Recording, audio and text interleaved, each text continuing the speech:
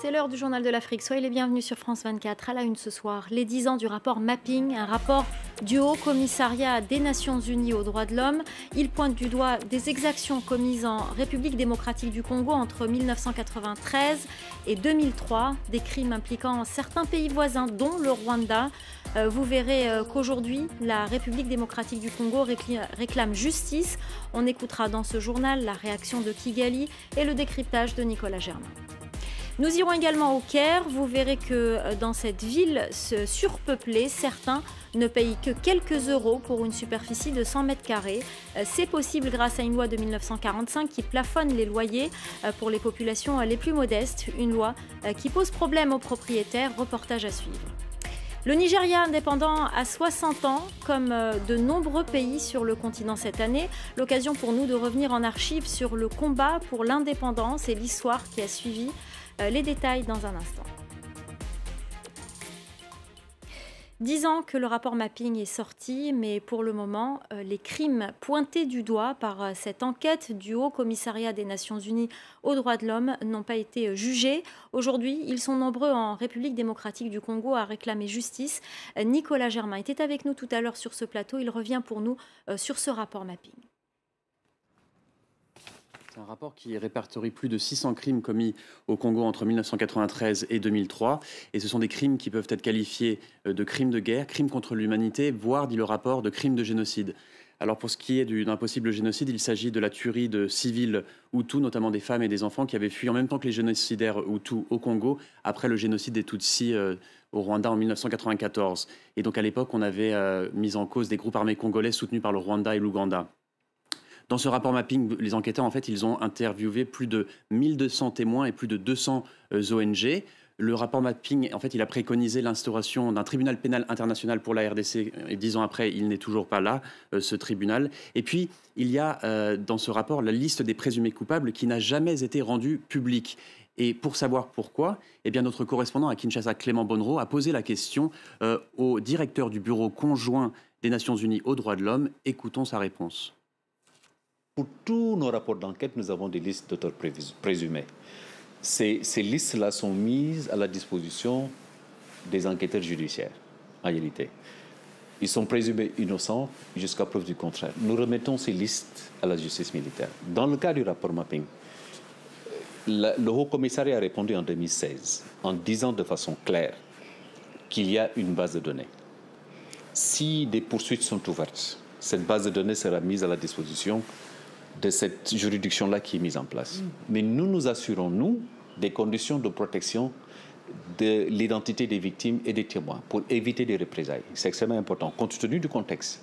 Vous avez des groupes armés qui sont encore très actifs. Vous avez encore, dans les forces de sécurité et de défense, des gens qui auraient intérêt à ce que les témoins et les victimes ne puissent pas parler. Alors Nicolas, je le disais, il y a des personnalités en République démocratique du Congo qui luttent contre l'impunité et qui font tout pour que justice soit faite. Oui, et le plus connu, c'est le docteur Mukwege, prix Nobel de la paix 2018, qui est souvent dans les médias en train de dire qu'il faut déterrer le rapport Mapping. Lui, ce qu'il dit, je le cite, il faut être de mauvaise foi pour nier qu'il y a eu un génocide en RDC. Ce qu'il regrette également, c'est qu'il y a des gens qui ont commis des crimes à l'époque qui aujourd'hui sont haut placés dans l'armée congolaise. Alors, il reconnaît au président actuel, Félix Tshisekedi, le fait qu'il n'est pas du tout impliqué dans ces crimes de l'époque et le fait que Félix Tshisekedi a dit qu'il voulait il a évoqué l'idée de la création d'un tribunal spécial. Mais ce qu'on voit en même temps, c'est que Félix Tshisekedi, depuis quelque temps déjà, il essaie de se rapprocher de ses voisins et notamment de deux pays, du Rwanda et l'Ouganda. Or, ces deux pays-là sont ceux qui sont le plus mis en cause dans les tueries de l'époque. Et puis, Félix Tshisekedi également, d'un côté, il dit qu'il faut l'idée d'un tribunal spécial et de l'autre, il a déclaré il ne faut pas fouiner dans le passé. Donc, c'est des propos contradictoires. Et puis, enfin, pour conclure, le docteur Mukwege, il dit que si le Rwanda n'est pas content avec ce rapport Mapping, s'il dit qu'il est mal fait, alors le Rwanda doit, selon le docteur, accepter la création d'une juridiction indépendante. Alors justement, on va faire un petit crochet à Kigali pour connaître la position du Rwanda, une position qui reste la même depuis le début. Les précisions de notre correspondant sur place, Simon Wolfart. Kigali a toujours dénoncé la méthodologie du rapport mapping de l'ONU depuis sa publication il y a 10 ans. Dans un entretien récemment accordé à Jeune Afrique, le ministre des Affaires étrangères Vincent Biruta l'a qualifié de bâclé. Dans le viseur des autorités rwandaises, les allégations du rapport mentionnant des crimes qui auraient été commis par l'armée rwandaise contre les réfugiés Hutus. Crimes qui pourraient être qualifiés, selon le rapport, de crimes contre l'humanité, voire de crimes de génocide, s'ils étaient prouvés par un tribunal compétent. Ces éléments ont été vivement critiqués par le Rwanda lors de la première présentation du rapport pour commentaire.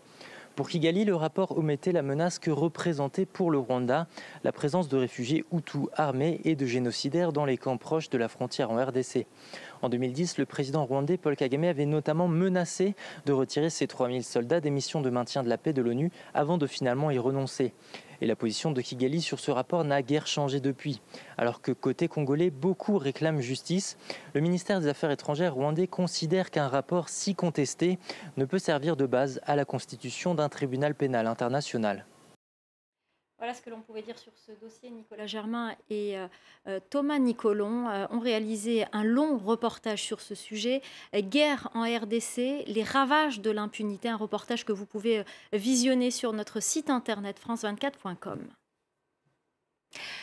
La visite de la CEDEAO, de l'Union africaine, des Nations unies à Conakry. Un déplacement avec un objectif, rencontrer tous les parties prenantes au scrutin du 18 octobre prochain pour éviter les tensions et préparer une élection apaisée. Les émissaires des différentes organisations ont été reçus par le président Alpha Condé, candidat à un 3e mandat controversé. En Algérie, la grève des avocats du barreau d'Alger s'est étendue. Elle est désormais nationale. Les revendications sont les mêmes. L'indépendance de la justice. Les robes noires dénoncent les pressions politiques dont ils assurent faire l'objet. Depuis le déclenchement du mouvement de contestation, le Hirak, le nombre de procès d'activistes a connu une augmentation fulgurante.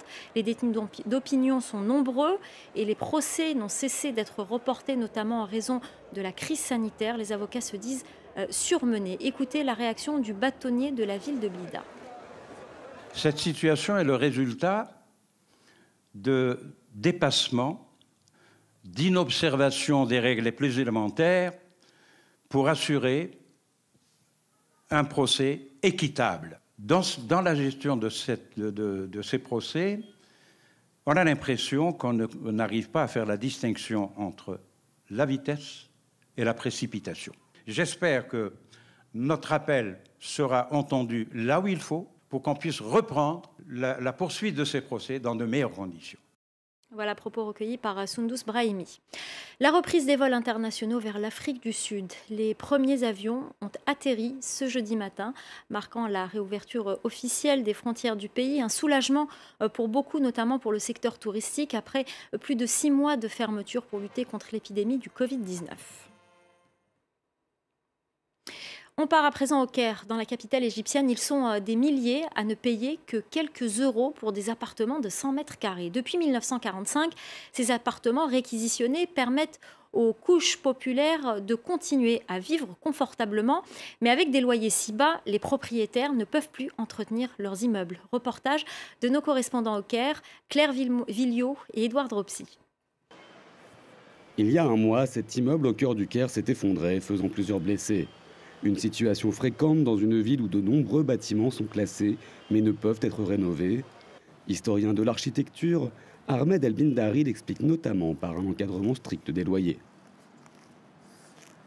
On entend de temps en temps des immeubles qui tombent par le manque d'entretien. On peut trouver, comme le centre-ville, des appartements à 6 livres par mois, 10 livres, 20 livres. Le résultat que les propriétaires des immeubles, ça ne les intéresse pas d'investir dans les bâtiments. 6 livres, soit 20 centimes d'euros. Des millions de logements sont toujours concernés par cette loi qui date de 1945. Saber perçoit 2 euros de loyer par mois pour tout cet immeuble. À ce prix-là, il n'est pas capable de l'entretenir. Ça, c'est la première chose que vous voyez dans le bâtiment. Des infiltrations, des fissures, une cage d'escalier à peine éclairée. Saber dénonce une situation ubuesque. Aujourd'hui, je touche des loyers de 2,50 € à 5 €, alors que le prix du marché, c'est 2 000 à 2 500 €. Que ce soit moi ou les autres propriétaires, on trouve ça injuste et néfaste. Notre investissement est gelé depuis 70 ans. En croisant l'un de ses locataires, à la retraite depuis des décennies, Saber s'emporte. On aurait dû atteindre les prix du marché. Ça nous aurait paru normal à tous les deux. Je suis à la retraite après 37 ans de travail, je ne reçois que 700 livres ou 37 euros.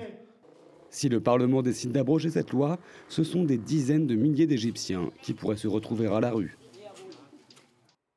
Le 1er octobre 1960, le Nigeria devient indépendant du Royaume-Uni. Aujourd'hui, avec l'Afrique du Sud, c'est le géant économique du continent africain. Nous revenons en images d'archives à l'appui sur le chemin qui a mené à l'indépendance. On vous explique également comment, quelques années plus tard, le pays a plongé dans une terrible guerre civile dans la région du Biafra. Le pays le plus peuplé d'Afrique est devenu indépendant du Royaume-Uni le 1er octobre 1960. Les colons britanniques étaient arrivés au Nigeria dans les années 1850. L'éducation occidentale enseignée par les missionnaires chrétiens a rencontré une forte résistance, surtout de la part de dirigeants musulmans dans le nord du pays. Pendant la colonisation, le sud s'est développé plus rapidement que le nord. Cette division du pays aura des conséquences bien après l'indépendance. Les premiers mouvements nationalistes apparaissent dans les années 1920. Pendant les 4 prochaines décennies, la lutte contre la domination coloniale n'a cessé de prendre de l'ampleur. Après l'indépendance, des conflits interethniques ont éclaté. Depuis des années déjà, des tensions existaient entre les Hausa dans le nord et les Ibo dans l'est. En septembre 1966, plus d'1 millier de personnes ont été tuées dans le nord, surtout des Ibo. Le chef des Ibo s'appelait Emeka Ojukwu. If civil war comes, and I do think it is imminent, you're quite right, it will for us be the price of freedom. En mai 1967, Ojukwu déclare l'indépendance de la République du Biafra dans l'Est. La guerre civile débute en juillet. Ojukwu et ses troupes font face à l'armée et au dirigeant nigérian Yakubu Gowon. The sacrifices will be heavy, but the cause is worthy and just. Long live the Federation of Nigeria.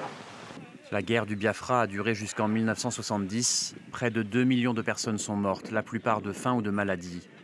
Pour la première fois en Occident, les journaux télévisés montraient des enfants africains victimes de la famine. C'est après avoir vécu ces événements qu'un groupe d'humanitaires a décidé de fonder la célèbre ONG Médecins sans frontières. 50 ans plus tard, la guerre du Biafra reste le conflit le plus sanglant de l'histoire récente du Nigeria. Voilà, c'est la fin du journal de l'Afrique. Restez avec nous, l'info continue sur France 24.